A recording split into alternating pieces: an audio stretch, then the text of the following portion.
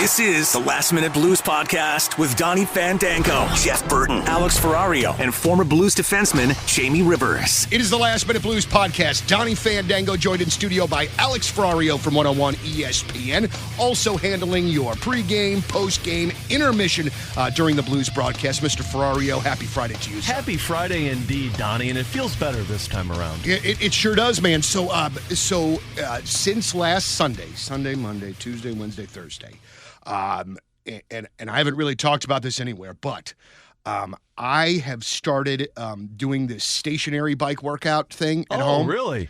And so I've been averaging about 6.5 to 7 miles a day. Look at you go. My freaking thighs are on frigging fire.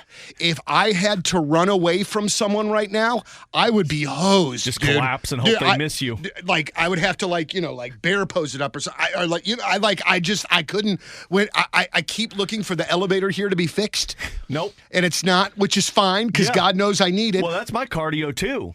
It's my only cardio. But, dude, I was grunting as I was taking stairs today. If anybody was coming downstairs up, they would have, who the hell is this? Who's playing an adult film right now? What is going, no, it's just Donnie lifting one leg up a stair other than the other. Dude, other than that, though, I feel like so great. It's the total thing about, man, I'm doing 25, 30 minutes a night, and it just feels really good. I'm so jealous of that.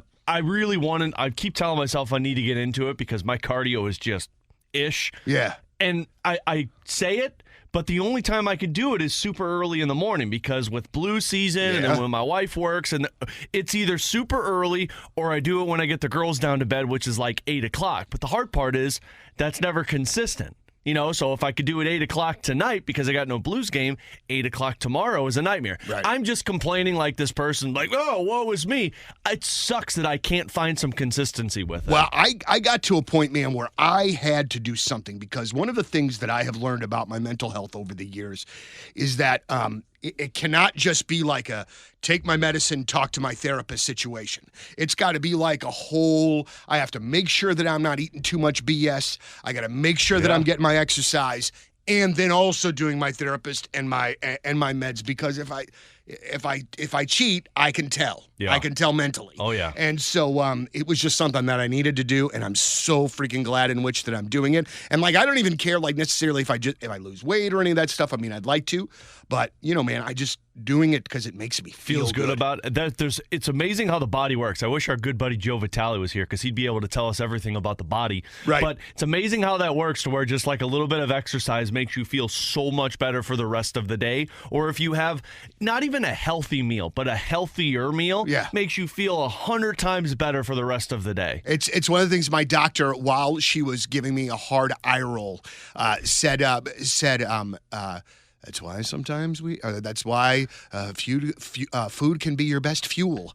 And I was like, yeah, you're right. And I'm 48, and I did know that, but I'm still kind of dumb. But for the last 25 years, I refused to listen to it because McDonald's is right there. Right, and those double cheeseburgers are delicious. Yeah. All right, so a few things here concerning Blues get a win last night against the Rangers, which I want to talk about. But as we were finishing up on Tuesday is when all of the ish was hitting the fan with Kevin Hayes, with the Philadelphia sports writer douche, and this, like that Cutter Gunther thing that just took on a whole nother life of its own. Right. It was a crazy story in and of itself. And then this guy, so this Philadelphia reporter radio guy, says he has an inside source that said that Kevin Hayes was the one that torpedoed Krug going to Philadelphia, as well as this kid playing in Philadelphia. Am I getting the long and short of it correct? Nailed it. All right. So Kevin Hayes, over the course of however many hours, is starting to get death threats from Philadelphia fans. Right. Saying horrible things about his brother who passed away, to the point that Kevin Hayes has to come out and make a statement. Hey, this is bull. This is ridiculous. Ridiculous. Mm-hmm. So this continues, and I believe it continues to Wednesday maybe, or maybe if it was Thursday when Torts, John Tortorella had the press conference, post-game I guess it would have been. Mm-hmm. And he called out the writer in the room, which was friggin' great. And he made the point, and I thought it was so wonderful that he made the point. And in that room of sports writers, I doubt it's really going to make a difference, but I think it was good to at least be said that that stuff that the media says that is baloney, it sticks. Yeah. Whether it's true or not, it sticks. And these guys that say this crap, they don't care. Right. And to me, it was, it wasn't as bad as the Bedard situation. That Bedard thing was wild.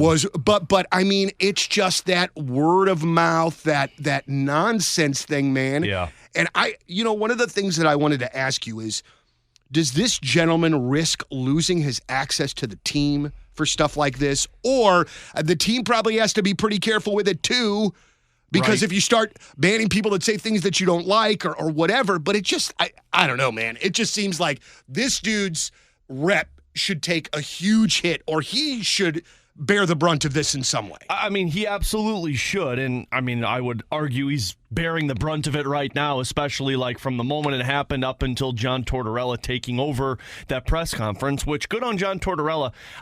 You're defending a guy that Kevin Hayes and Tortorella didn't get along. And, that's the important part to remember. John Tortorella was defending a guy that they didn't see eye to eye, but he stuck up for him. I've had such a weird perspective on this because, we're around the media all the time. Jeremy Rutherford, a beat writer. Now, not saying that this guy in Philadelphia is the same level of JR, because JR has been doing this for 25 plus years. Right. But so we've interviewed this Anthony Sanfilippo on BK and Ferrario in the offseason when the rumors came up about potentially Kevin Hayes and Travis Sanheim being traded away. We reached out to this guy because he's a popular entity in Philadelphia. He does a blog, which I know sounds weird, but that's kind of what media is. If you're not with a paper, blog takes over. He does a podcast for the team. I always try and play the devil's advocate on both sides, and by no means am I writing off what happened. Mm-hmm. But, it's weird to me that somebody who's been around the game for, I think he's been doing this for 10 plus years, would just throw sources out there. That's such an old school thing to do that, yes, everybody uses the phrase, sources are telling me, but they can't back it up because the sources are trying to keep quiet with it. So on the one side of it, I'm looking at it saying, well, maybe this guy really did get a source that nobody knows about. And why would he lie? And why would he lie about that? But if it's a source that's high up that would tell him that, can he come out and say that? Because that's even more of an ish show. Right. But the other side of it is absolutely correct. What you say sticks. And if this was just some random dude that said, hey, yeah, Kevin Hayes probably told him this, then this guy shouldn't be and shouldn't have rights holders anymore to go to the Philadelphia Flyers. Before it got to this point where it felt like it was calling the guy out and dragging his name through the mud, which again, I'm not defending him.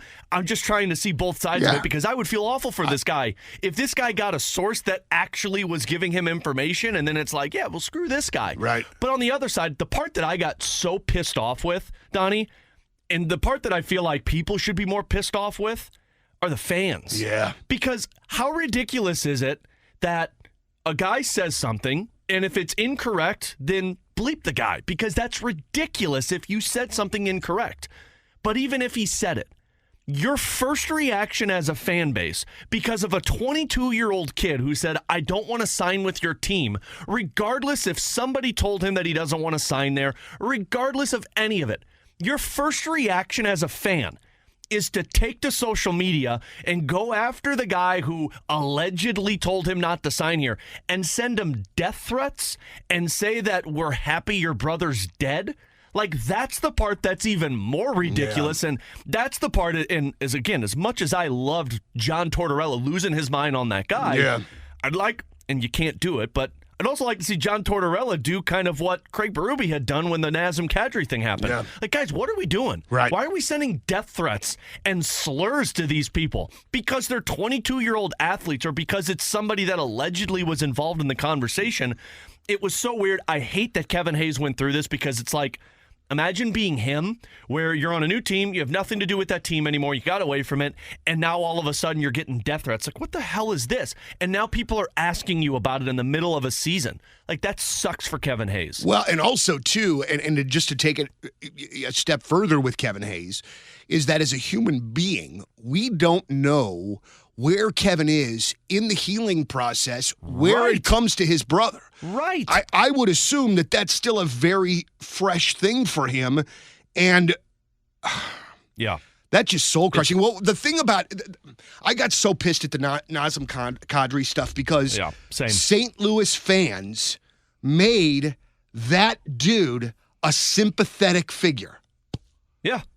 What? I know. That guy who I honestly find to be despicable in the way in which that he plays from time to time. I'm sure there's a lot of people that feel that way. And we made him a sympathetic figure. In the National Hockey League, in the middle of a playoff. Guys, I love sports. I love it so much. Beyond out of hand. Right. And like, we're all on the same page. You and I, we're huge fans. And like, people get to be fans how you want to be your fans. And you can dislike somebody. We're not even saying that. You can despise somebody. You can hate that. Villains have been in sports for the longest time. It's one of the best parts of the deal. Absolutely. Yeah. I used to freaking hate the Detroit Red Wings. Yep. But my mindset was never, man, I hope that guy dies, or boy, I hope whoever died in your family, it was good that had to happen. It's amazing that that's the level that it gets to. And again, by no means am I defending this beat writer. By no means am I saying, like, good for this guy to do what he did. Because if he got incorrect information, then that's ridiculous and he should lose his rights. But I always try and look at it from both sides of it, and it sucks for Kevin Hayes. It sucks for this guy, because if his information was correct and now he's getting his name dragged through the mud. The problem with all of this is the fact that death threats come into it. Yeah, like, that's where all this needed to be was, this might have happened, and then the kid comes out and says, no, it didn't happen, because that Cutter Gauthier, he was on an Anaheim Ducks podcast, and he said, like, guys, Kevin Hayes had nothing to do with this. Can we please move past it? And we would have moved on. But instead, we're getting death threats. That's the part that was just so freaking frustrating to me. And it was just so... I don't know, and it all seemed right. And because we talked about it a little bit in the podcast, and then it legitimately seemed that when I got back into the studio to upload the podcast, it was all breaking off. Yeah, and I was just like, "What in the hell?" It's just man, it's things like that make me question being a sports fan. Right. You know what I'm saying? Because it's just like, this is not at all what it needs to be. And it's the hard part for teams too, and it's the hard part for fans too, because again, this individual, he's a popular figure in Philadelphia. He's got a blog. He covers the Phillies. He covers the Flyers. Like, it's not some schlub that's in the basement of his house doing it. Like, he was at the arena that he was doing this podcast that he does post game. So it's the hard part for fans, because everybody's throwing everything at you, and you have to find stuff that's true, that's not true, and you have to sift through it, and you have to find reliable sources with it. But then it's the other hard part for teams to sift through, because you've got individuals that go to games that want to cover it, but you also understand that these guys could throw something out there and it could be completely incorrect, but you don't want to take away press passes from somebody that you're not sure about. It's just such a jumbled mess from what it's become now, with blogs and with tweets and with social media, where you could go live with stuff. Like, it's a very tough thing to rally and kind of wrangle up into one area, compared to what it was in the past, where you had 2 or 3 guys that were just writing for the paper and that was it. Right. It's amazing to me, too, how the inner Blues circle keeps things in-house as they do. Like, it almost feels like FBI, CIA levels of intelligence when it comes to Doug Armstrong in the inner circle. Yeah. And that, to me, is one of the most amazing parts of how he does his work. Yeah. Again, to use a Will Ferrell old school term, the trust tree. I mean, it feels like earmuffs. I mean, it feels like those relationships, for them to be like that in 2024, that's pretty remarkable. Oh, absolutely. And the Blues are like one of the best, and I mean, that I've been around for the longest time, in terms of the trust that they have in their people and who Doug Armstrong talks to, and kind of who is around the media availability. The players seem to trust the guys that are in that locker room. We all had the JR and the Jordan Kyrou thing, and you heard Robert Thomas the next day talk about how they love Jeremy Rutherford. So like the trust tree in that circle is there. It's funny you mentioned that, because every time I see Doug Armstrong walk by press row, he's always got his jacket on, he's got his collar popped, and he's walking. He's like, it feels like FBI. Like, it feels like Secret Service when he walks by you. But that's like the front office aura that they have around these parts now, especially this time of the year when you're 2 months away from the trade deadline and everything starts swirling. Man, it's like everything has to be close close-chested, tight to your chest, because one thing leaks, all hell breaks loose. Yeah, the very first time that Jeff and I went up there, we presented our credentials. We started walking towards where you are in the booth, and one of the first people that we saw was Doug Armstrong. And Jeff says, "Don't make eye contact. Don't make eye contact." And I didn't. I still don't sometimes. I'm like, oh, God, you never want to be at the wrong time. He's an intimidating-looking man. All general managers seem like they are, because a lot of them are former players, and Doug, of course, has been around the game. He's a very intimidating man. But, like, if you talk to him, he's real down-to-earth kind of guy, too. So it's like that weird entity. I'll give you a quick story. So at the end of the game, for people that don't know, so all of the front office, the coaches, general manager, they go down to the locker room the same time as the riders do, because you take that first elevator down at the end of the game because you want to be down there when the locker room opens up. So everybody's piling onto the elevator, and you've been on this elevator before. It's not the biggest one. You can get a lot of people on there, but there's a weight limit.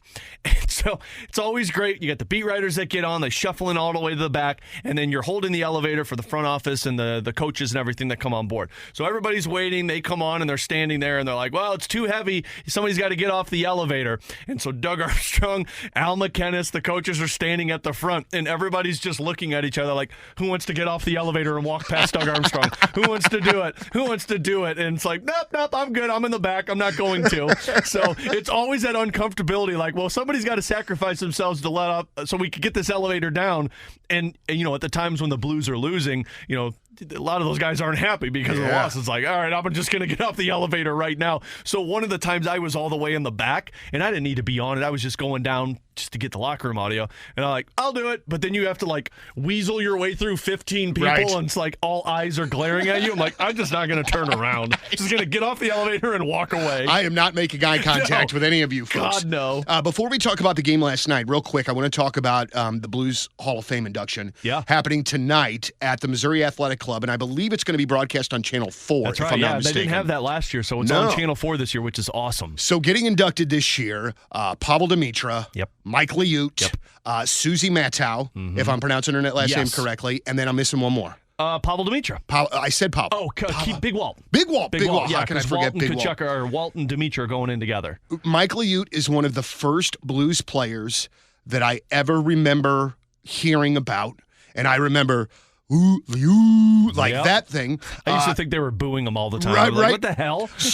Susie has this unbelievable reputation for being like a member of the team. Yeah. Without ever stepping onto the ice. Yeah, she was the first female head of public relations, if I'm not mistaken, when she was with the St. Louis Blues. And everybody talks about how she was like the one that the players would go to for virtually almost anything. Like, she would help them get settled. Like, all of these, like, very important life things that would happen with the guys outside. Yeah. She was kind of integral in getting them set. I've heard plenty of the stories from guys that when they were acquired by the Blues, she was the welcome committee, and she was, like, one of the best welcome committees you could have had. She was the welcome committee before welcome committees were things for teams. Like, she'd be waiting there. I think it was Big Walt that told the story. She was like waiting at the airport with them, drove him around all of St. Louis, showed him all the hot spots, the restaurants, things like that, got him settled to where they were staying, got him adjusted with the team. And I think it was either Blues History on social media, or somebody had posted a video, maybe it was Hockey Night in Canada, but they posted a video of Susie Matthews when she did an interview with Dan Kelly on Hockey Night in Canada, talking about when she was the first female head of public relations. Yeah. And it was a really cool interview. But yeah, I mean, when you hear any of the players that connected with Susie, I mean, you'd think that she was the most important piece of that franchise, because that's the person all of the players got to see. And man, she made it feel like home for so many guys. Probably part of the reason so many guys wanted to stay in St. Louis, because of that and the intro to St. Louis. That's a really good point, too, man. And you think of these guys coming over from halfway across the world, knowing absolutely nobody in our town, maybe not even knowing some of the traditions and customs and how things are kind of done here. That's pretty amazing to me. Yeah. And then obviously, I mean, Big Walt is Big Walt. Is he an NHL Hall of Famer? Yes. You think he's getting already be a Hall of Famer, yeah. All right. Yeah, so I think there was a trajectory of guys that needed to get in. Pierre Turgeon was the first one that needed to get in. I hope Cujo's going in next. But yeah, Keith Tkachuk is going to be a Hall of Famer. He should. When you talk about United States-born players, he's one of the best. He's up there with Mike Modano, Patrick Kane. He's one of the best. He should already be in, but yes, he will be in the Hall of Fame. And then, of course, the amazing, the incredible Pavel Demitra. Yep. And, and I want to balance this out. When Pavel was here, I would be frustrated with him from time to time, especially in the playoffs. Everybody, I feel like. My dad used to talk about that all the time. But in the same breath, it is absolutely, the way in which that he passed, the way in which all of those guys passed is still just something. I believe it, obviously, but it is just so freaking horrifying. Yeah. I mean, we were robbed of so many years of reunions with Pavel Demitra. Yeah. Like, the part that I didn't understand, because Demitra was one of my favorite players growing up. Uh-huh. Like, I got in right towards the end of Brett Hull's time, and then that transition into the Tkachuk and Demitra and Waite and Mellenby and Pronger and McKinnis. But, like, it was McKinnis and Demitra for me, the guys that I, like, grew up loving. And I love... Pavel Demitra was a superstar at the time that I don't think people talked enough about at the time. Like, especially if you look at what he did with the Blues, the points that he put up, the regular season points where it felt like he was always a dangerous player. Yeah. And then, of course, the contract situation, he doesn't stay here. He goes on to play in L.A. He plays in Minnesota. As a kid, I always hoped Demitra was going to come back to St. Louis and wrap up his career, and it never happened. He went to the KHL to play, and then, of course, the plane crash. That's the part that was so alarming, was like, you're robbed of that. Like, think of all the reunions we've had of, the Cup teams, the historic nights that they've had for goaltenders and captains. Like, we should have seen a lot more of Pavel Demitra around, and we get robbed of that. So there was a documentary that I forgot somebody put together of just Pavel Demitra's career and just talking about him, his time in St. Louis, and then his post-death and his family. I forgot who that documentary was because I'd love to shout it out, but it was a phenomenal piece that they have. And we'll search for that. Yeah, I would absolutely. definitely like to see that. I'll find it and I'll pump it up either on socials or we'll bring it back on Tuesday for our next podcast. But yeah, he was one of my favorite players, and I'm so happy he's going into that Blues Hall of Fame, and it's so right that he's going in with Keith Tkachuk. Yeah. Because that was the dynamic line. It was Tkachuk, it was Demitra, it was Doug Waite. So I'm pumped that those two guys are going in together. My first introduction and my first memory of Keith Tkachuk was him getting wailed on by Brendan Shanahan. Yep. In one of the coolest games that I'd ever seen. Wasn't that the game where Shanny left and came back out to beat the tar out of him? Tkachuk cut him up with a high stick. Yeah. My man left in the second, and I'm pretty sure came back in the third, scored 2 goals, including the winner, and beat the bejesus out of Big Walt, too. Like, if I feel like I remember right, like it was one of those things where Shanahan was going crazy, and Tkachuk was just ducking and covering. You know what I mean? Shanny was a beast. Dude, he was, and he just... And it's not like Big Walt was small. No. But, God, I just feel like Shanny was like a head taller than him. But see, that is like my first recollection. And then I'm like, who is this freaking guy? And then I pay attention to him more. I'm like, oh, wow, he's something else. And then obviously he comes here. But that is also a very impressive Hall of Fame class. Absolutely, man. And Mike Liut now is an agent. Yeah. And is he Jordan Binnington's agent? He's Jordan Binnington's agent. He was Vladimir Tarasenko's agent. He's a part of an agency for a lot of high-profile guys. Leon Draisaitl's agent as well. So, like, Mike Liut has built himself into a very respected agent around the National Hockey League. And that makes a lot of sense, though. It's almost kind of weird to me that more players don't go in that direction. Yeah. Because, one, I would assume you could make a bejesus ton of money. Absolutely. And, I mean, the respect factor. Like from player to player, I would think that would matter as opposed player to maybe a guy that didn't play. Well, and just a sports agency you'd think would want those guys to be agents for the players, because if you're a player with that stature, the high prowess players want to be, like, think of the amount of players that go into the NHL, guys that don't know much about it, guys that want to know what it's going or what to expect. I'd want a guy that's played. I'd want a guy that knows what to expect, and that's where Mike Liu comes into play. I'm with you. I'm surprised more guys. Obviously, it's a lot of schooling that you would have to go to once you're done. And I don't know Mike Liu's background, if he had a lot of education and then went back into it. Right. Like, obviously, that's a ton of education. But, yeah, I mean, you'd think players would want that because, man, talk about helping other guys in the league. It's knowing, like, hey, this is going to happen, or, hey, avoid this. This is how we should handle it. I mean, look at the contract stuff that we've seen over the last few years of, guys working with players to walk it up to that 1-year restricted free agency so you can either sign or you can go into unrestricted free agency at the right age. Like, that wasn't the case back when Mike Liu played. Right. So good for him and good for a lot of these guys, because I know there's other former players that are looking into being agents. But, yeah, that's the smart way to go. We'll be right back with more of the Last Minute Blues podcast. All right, so last night, I don't know the best way to sort of say this because I absolutely don't want to take for granted a game that you win, that you get a great hat trick from Jordan Kyrou, including that first goal, which was a missile. I blinked and I didn't even see him shoot it. Just a missile. Awesome. All right, but Drew Bannister did not seem to be particularly happy after that game last night. And I believe pretty much the long and short of it was, hey, it's great we got 2 points, but we got to do much better than that. Yeah, absolutely. And, I mean, if that's not what you want your head coach to say, I don't know what you want your head coach to say. Yeah. I mean, Drew Bannister should have won over pretty much the entire fan base with what he said there. I mean, think about this, Donnie. You started this stretch of 7 games against all these top opponents. It started with the Dallas Stars. You've gone through Colorado, Vancouver, Carolina, Florida, now the Rangers. A lot of these teams are first-place teams. You've picked up 4 wins in those 7 games. You have beaten 3 first-place teams since Drew Bannister took over. You know how many first-place teams you beat when Craig Berube was here? I'm going to bet 4. Oh, boy. Yeah. So, like, that's massive in itself. And for you to do that against the Rangers, very impressive. But let's call a spade a spade. The only reason you beat the Rangers was because of Jordan Binnington. So that's where Drew Bannister was getting at. And I think I'm trying to formulate what the sentence was here, but he basically said, like, yeah, 2 points are great, but I think if we played that game again, we're not coming away with 2 points. Like, we need to be better in certain areas. Binnington even said it postgame with Curbs and Joey. First thing out of his mouth was, yeah, it's a great win, but we still need to be better in certain areas.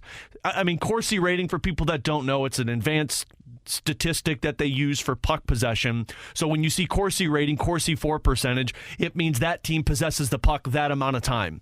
New York at 5-on-5 had the puck 60% of the time or more every period against the Blues. Now, if you look at high danger scoring chances, they only had 9 of them in that game. So what that is that's in tight to the goal. So good by the Blues to really not allow those high danger scoring chances. Out of the 43 shots, only 9 of them, NHL natural stat trick considered high danger. Those are good. Like, you can allow Binnington to do those types of games. So good game defensively, but you don't want to be allowing 42, 43 shots on goal, especially against that type of team. But, I mean, Bannister's talked about it. This team is going to have to get comfortable winning ugly games. Yeah. I mean, you're going to have to get comfortable in 2-1 games or 1-1 ties going into the third period and saying we're still in this. And that's what they did against this team. I mean, you went 2-1 into the second period. You scored a 3-1 into the third period. That game's not over. You kept pushing, and then eventually you got your next goal. So it was a good game by the Blues mentality-wise, but strategy-wise on the ice, there are definitely some things to tighten up, specifically the defensive zone turnovers. I'm really glad that you mentioned the word mentality. Because, dude, the thing that I find most consistent since Bannister took over is the team's overall mentality, game in, game out. Absolutely. I mean, it just feels different. I've kept track of it 17 times this season. A goal has led to 2 or more goals in 3 minutes or less. So basically, the other team scores, they're going to score at least 1 or 2 more goals in 3 minutes. 17 times. It's only happened twice under Drew Bannister. Man. And it was that Tampa Bay game that got out of hand, and it was the Dallas Stars game that the Blues came back and won. Well, and another great thing is, and I believe I heard this on the pregame last night, is Bannister talking about, is Coach Bannister talking about, yeah, we're getting more shots on the power play. That's friggin' neat, but we got to friggin' score. Obviously, I'm paraphrasing, but you know, man, again, it just seems like I just really like the place that he's coming from. Yeah. And it seems like it has been incredibly helpful for the continued growth of this team. I think what was important, not that Berube wasn't providing this, but I think what was important was accountability. Let's look at the examples of that. The Pavel Buchnevich, the Jakub Vrana, the Jordan Binnington, where he said, like, Joel Hofer deserves some starts right now. He's done that. Let's look at the honesty factor. How many times have we heard Drew Bannister be very blunt about things? And he's not calling guys out. Nope. He's not pointing fingers. He's not angry when he says it. He's not a jerk about it. You know, I mean, look at the Jakub Vrana thing from the Florida Panthers game. He never once talked about Jakub Vrana. He said, we have to make better plays in that area. And then what did he do? He sat Jakub Vrana. Never called him out. Never spoke poorly of him in the media. And again, Berube never did this, but I just think there's a difference between what Berube was to where we saw a lot of, when you'd go back to the bench, the players would hear it, compared to now, if you watch the games, when the players go back to the bench, Bannister doesn't say anything. Mm-hmm. Bannister's got his arms crossed. He's very silent. Robert Thomas has talked about this, that you're not looking over your shoulder when you're going back to that bench. I think there's this respect factor from Drew Bannister that's like, hey, when we get to film sessions and practices, I'm going to be blunt. I'm going to be honest with you guys. But in games, I'm going to allow you to do the creativity that you want. That's why Thomas's line had so much success last night. Kyrou had a couple of turnovers. But you know what Kyrou also did? A couple of highlight reel plays. Yeah. So, you have to have that. You have to have that happy medium of, we have to play to a certain level to where there's none of this, as Ken Hitchcock would say, dipsy doodle through the neutral zone and lose the puck. Mm-hmm. But there also has to be a little bit of respect on my part to say, like, hey, you guys are elite playmakers. Go out there and make plays. All right, so two things here real quick. One, is Jakub Vrana a member of the St. Louis Blues when the season is over? I don't believe so. Now, maybe he's a member of the organization with the Springfield Thunderbirds, but I don't believe he's a member of the Blues. Yeah. My guess would be when Nikita Alexandrov's conditioning assignment, which if I'm not mistaken is soon, it was 10 days when they did that, or when Justin Falk is activated, he'll be the one that is sent down to the minors. Because I think it's pretty telling that that turnover happened. He came up his first game, played the fourth line, didn't play much, sat him in the third period. The next game he got the third line bump, made that turnover, was on the ice for 3 goals against, and didn't play the next game. I think that's very evident to where guys are starting to show Drew Bannister who deserves to be in the lineup and who doesn't deserve to be in the lineup. So my guess would be he'd go back to the minors. If he clears waivers, then he'll be with the Thunderbirds. I'm sure Doug will explore to see if there's somebody out there, because I'm sure Vrana would like to play in the NHL, and Doug's very respectful in that sense. But I'm not sure a team is going to be willing to take that trade. So my guess is he'll be a part of the organization, but I'm not sure he's playing with the Blues by the end of the season. Is Drew Bannister named the permanent head coach before the end of the season, or do they leave the interim tag on him until the end of the season? Because maybe you don't know who's going to be a free agent at the end of the year. Yeah. But even in saying that, though, just me talking, I feel like this guy's done what he needs to do to keep the gig, and I'd like to see him get it. I think a lot of people feel that way. I would say, if I had to put a percentage on it, 75% he gets named the coach, 25% they leave it open. I don't think they'll name it in the middle of the season, especially if this team plays well.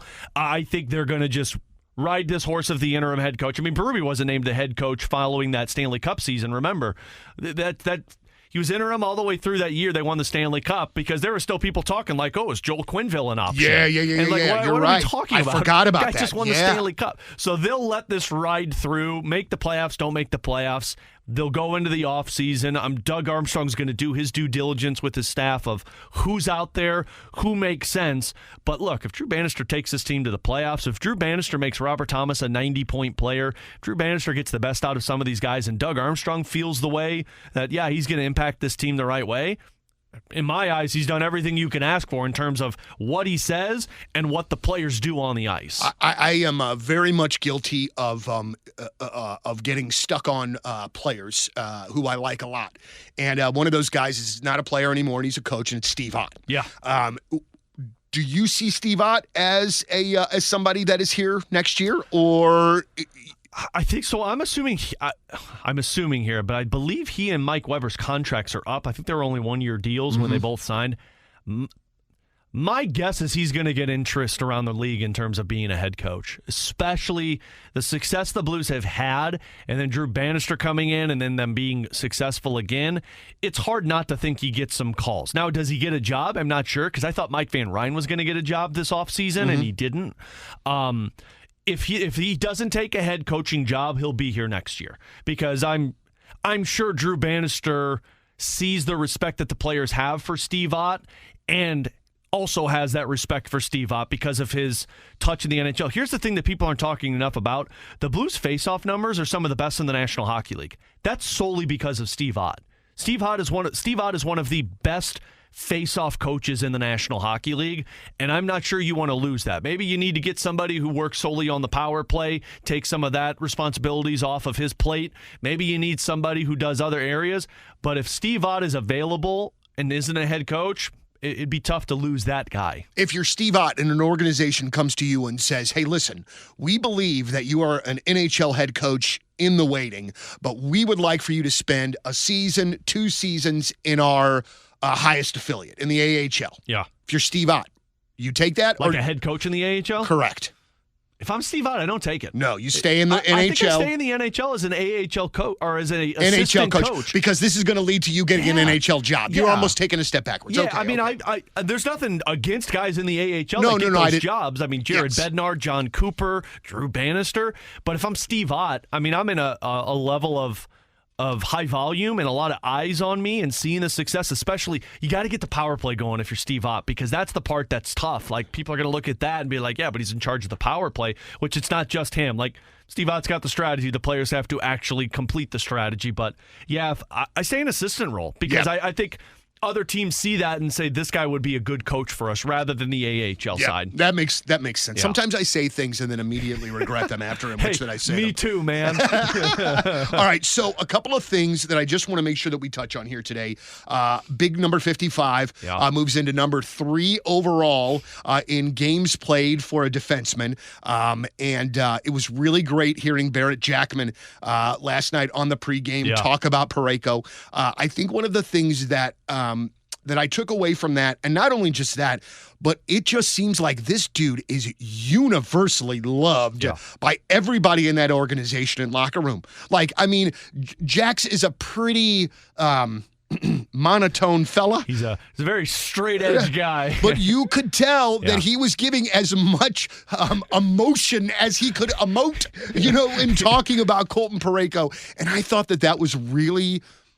I think that was really something special. And I think the thing that has been the most remarkable to me this year, and seeing him play so well, is wondering how banged up he was last year. Yeah. It was his back, probably, right? Yeah, I think he had herniated discs. Dude is 6'6" or 6'5". Yeah. Can you even imagine that? Yeah. Can you even imagine how that would affect everything? I've never had a herniated disc. I know Chris Kerber is dealing with herniated discs, and I see the pain he goes through. Now imagine being a pro athlete playing 28 minutes a night with herniated discs. I don't even... it's not possible. So when everybody was so down on Parayko, rightfully so. I mean, it wasn't pretty. But, guys, what are we doing? The evidence is right in front of you. Something's not right. He missed 40 games in a season for you, and then came back, didn't have surgery, and wasn't the same player. Yeah. Like, what did you expect? So this is the Colton Parayko that I've known you've had. This is the Colton Parayko scouts around the NHL. When other teams are interested in your players, there's a reason. Yeah. And that's why Al McInnes has said it best. That's the player that when you trade away, you're always searching for him. So he's back to health right now, and he is a number 1 defenseman. And anybody who still doubts that just isn't watching the games. They're not seeing Colton Parayko eliminate the other team's opposition. Yeah, you know what? You know what else? And I think I might get angry when I talk about this going forward. But the national perspective on Jordan Binnington. Let's go, Donnie. Is such an absolute crock of ish. Yes. If you are saying that he is not a number 1, the reason that you're saying that is because you're not watching. Yep. Period. End of story. Oh, but Donnie, look at his save percentage, and he's only got 14 wins. He's 14-10. Stop it. Yeah. It is so mind-numbing to me that people that watch the game more than I do don't see what is so obvious to me, man. Yeah. That friggin' guy on multiple occasions this year has absolutely kept them from getting hammered. Oh, yeah. There are games that they lost that they would have lost worse. There's games that they would have won that there's no way they should have won that Binnington won for them. You're San Jose Sharks territory without Jordan Binnington. What I mean by that is you're fighting for a top 3 pick without Jordan Binnington. Yeah. It's plain and simple. Think of what you were at the beginning of the season when he was lights out, one of the best goaltenders in the National Hockey League, and now his last 3 games where he has got a save percentage at .940 or above in those last 3 games. I understand the pushback when it comes to he's got those cold spells in the middle of the season because I can't deny it. Like last couple of years, he lost his job to Ville Husso. He went dry for them a little bit, and he got fatigued down the stretch. But one thing is very certain.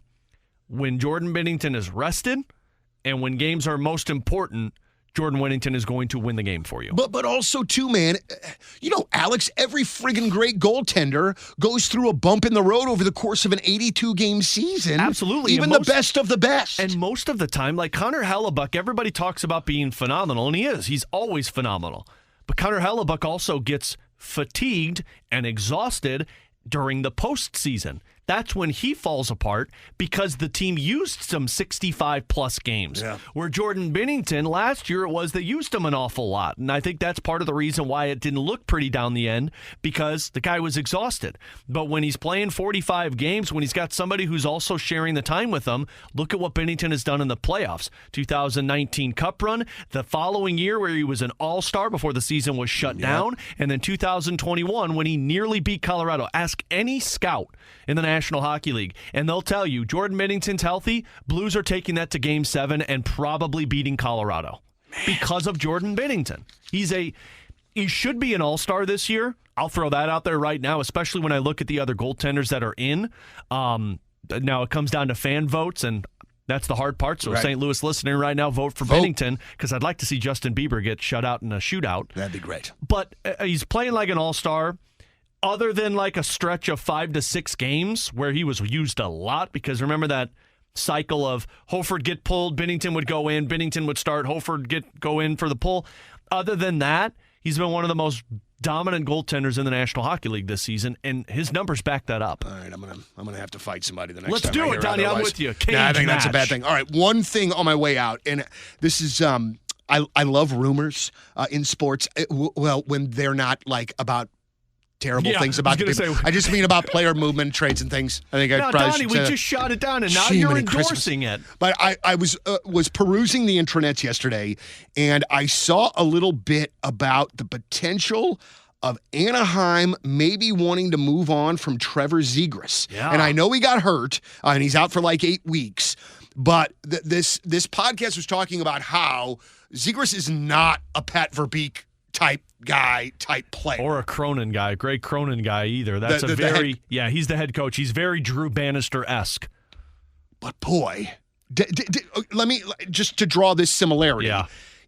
Is this a Blues Jordan Kyrou frustration type situation with Anaheim and Zegras of a young player still kind of trying to figure out, but there's so much talent there. Do you really want to move on from that? I think so. I think that's what it is. What's weird about it, though, is the Blues were looking for another coach so that they could get the best out of that, whereas Anaheim just hired this coach because he's trying to get the best out of it. So they seem like they're at the point, like, let's say Drew Bannister was brought in and Kyrou was still struggling. Okay. Then Blues fans would be like, okay, well, it's Kyrou, which, by the way, Kyrou's playing great right now.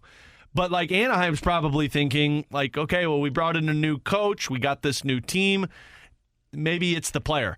I think it's a mistake. I think Trevor Zegras is one of those players that you trade and you're like, damn, we shouldn't have traded him away. Yeah. Unless you could get something similar in the return. Mm-hmm. That's the part that, that's hockey. Sometimes guys like Trevor Zegras, they don't work until they go to another team. Vince Dunn is a perfect example. Everybody saw Vince Dunn as really good player, not a first-line defenseman. He got traded, and I forgot who had the piece, but it was somebody with The Athletic who had the piece on Vince Dunn who talked about how yeah, it was an eye-opening moment for him to where he had to change the way he approached the game compared to what it was in St. Louis to when he got to Seattle. And when he got to Seattle, he took on this different persona, and now he's a number one defenseman for them. And a lot of Blues fans are like, oh, you shouldn't have let him move. You shouldn't have traded him away. I don't know if Vince Dunn was ever going to be that here. Right. I don't know if Trevor Zegras is ever going to be what they want him to be in Anaheim. He goes elsewhere. He goes to get traded to Montreal. All-star every single season. I would almost guarantee you that. So I think when it comes down to it, you want to see the best players have the most success. Yeah. I wouldn't mind seeing him get traded somewhere so he can go out there and put on the show that he wants. But there's also an element to winning, and I'm not going to doubt Pat Verbeek and how he knows how to win. And if he feels like this guy's not a winner, maybe that's part of the reason why they traded for this Cutter Gauthier is because maybe they feel like this guy. I mean, their top six, if they keep Zegras, is scary. I mean, you've got that Troy Terry, you've got Mason McTavish, you've got Trevor Zegras, Leo Carlson, Cutter Gauthier, and then you've got the guy that they have for their I'm going to forget his name right now. It was a player who played for the Rangers last year, played for the Panthers. People know who I'm talking about. But your top six is dudes who are 25 years or younger and all have top 10 draft pick ability. And so maybe you're flipping him for a goaltender. Maybe you're flipping him for a number another one defenseman. D-man. Maybe. Yeah, I mean, you just traded a defenseman to get Cutter Gauthier, so maybe you flip a Trevor Zegras and bring in a guy who's ready to be the shutdown number one defenseman for them. Dude, playing the GM part of this whole thing. It's fun, man. It's friggin' great. And also, too, we're not affected. I was going to say, I'm not going to lose my job over it. I could just speculate. That's how it works, right? So we got Boston on Saturday. Yep. Philly on Monday. Yep. Isn't it supposed to be like crazy terrible weather here on Monday? Yeah, it's supposed to be like 5 degrees outside, rain, and then snow, which might turn into ice. So good luck commuting down to Enterprise Center, but we'll get down there. It's hockey weather. Dude. I refuse to leave my house for the next couple of days. Yeah. So the transfer will be me to my car in the garage, to Enterprise in the garage, to the building, back to my car, back to my garage, back to my home, and not leave until Monday. That's how this is going to work, Donnie. My goal, if there's a Guinness Book of World Records of not touching the outside air, I'm going to try and attempt it this weekend. It's just going to be stupid, too. Hey, wouldn't you love to spend your time at the Chiefs game this weekend? Dude. Not because of the Chiefs, but because it's going to be like minus 30? I went to a game in Kansas City where it was, I believe, 25 degrees and sleeting. Oh, no. And it was one of the most fun days that I've ever had that I would never, ever want to do again. I was going to say, really? Yeah, but I also got I got a snoot full as we were tailgating. Okay. Tailgate started at like 9, so I was warm and toasty. So you forgot about being freezing then? Yeah, I did until I was standing in line to get a pretzel and somebody started yelling at me about the Bills, and then I started yelling back and thought I was going to get into a fight. There are times like that. That's how you stay warm, Donnie. You get into fist fights. Yeah, that's how I get my ass beat. That's how that works, Alex. All right, for my dude, Alex Ferrario, Jamie Rutherford, Jamie Rivers, and our friggin' homeboy, Jeff Burton, who is up there somewhere wishing Clem Costin an amazing career. It's the Last Minute Blues Podcast. Thank you, as always, for listening. Let's go, Blues! The Last Minute Blues Podcast. Hear more at 1057thepoint.com.